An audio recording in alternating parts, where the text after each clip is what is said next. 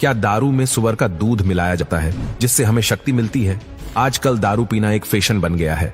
पर दोस्तों, क्या आपको पता है ये दारू या वाइन कैसे बनाई जाती है और इसे बनाने में किन किन चीजों की जरूरत होती है? वो आज हम इस वीडियो में जानने वाले हैं। तो चलिए वीडियो को स्टार्ट करते हैं। तो काम शुरू होता है काजू को हार्वेस्ट करने से, जिसके लिए जो काजू के ऑफर पककर पेड़ से गिर जाते हैं उनको इस छड़ी की मदद से बकेट में स्टोर कर लिया जाता है।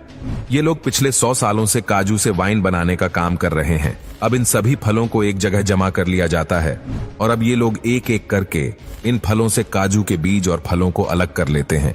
वाइन बनाने में काजू का कोई काम नहीं होता है।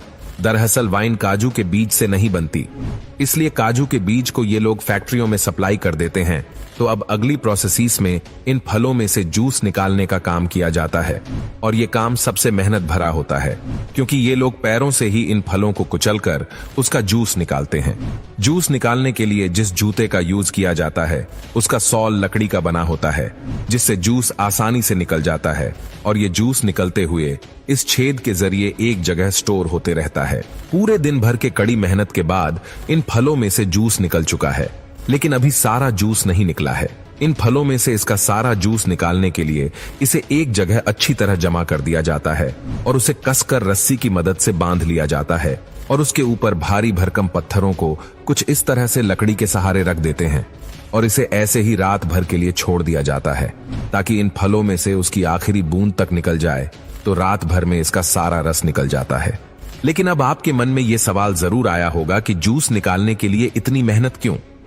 ये लोग मशीन से भी बड़ी आसानी से रस निकाल सकते हैं, पर नहीं, क्योंकि मशीन में डालने से मशीन का जंग मिल जाता है, जिसकी वजह से वाइन का टेस्ट फीका पड़ जाता है। अब इन जूस को छान लेते हैं और फर्मेंटिंग प्रोसेस के लिए 3 से 4 दिनों तक एक ड्रम में स्टोर कर दिया जाता है।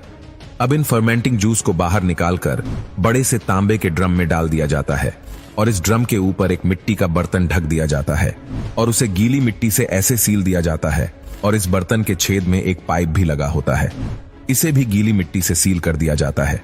तो अब यहाँ पूरे बर्तन को मिट्टी के चूल्हे से गर्म करते हैं। 8 घंटे तक लगातार गर्म करने के बाद जूस से भाप निकलने लगती है और ये भाप पाइप से गुजरते हुए ठंडा होकर लिक्विड में बदल जाता है और दूसरी तरफ से निकलने लगता है, जिसे ड्रम में स्टोर कर लिया जाता है। तो अब तैयार हो चुका है केसुलिकर। अब इसके फाइनल रिजल्ट को टेस्ट करने के लिए इसका टेम्परेचर और इसके झाग को टेस्ट किया जाता है। अगर ये सही नहीं होता है तो फिर से इसे 7-8 घंटे तक गर्म किया जाता है। तो फाइनली ये काजू वाइन तैयार हो चुकी है। अब इसकी बिक्री के लिए इसे बड़े शहरों में भेज दिया जाता है।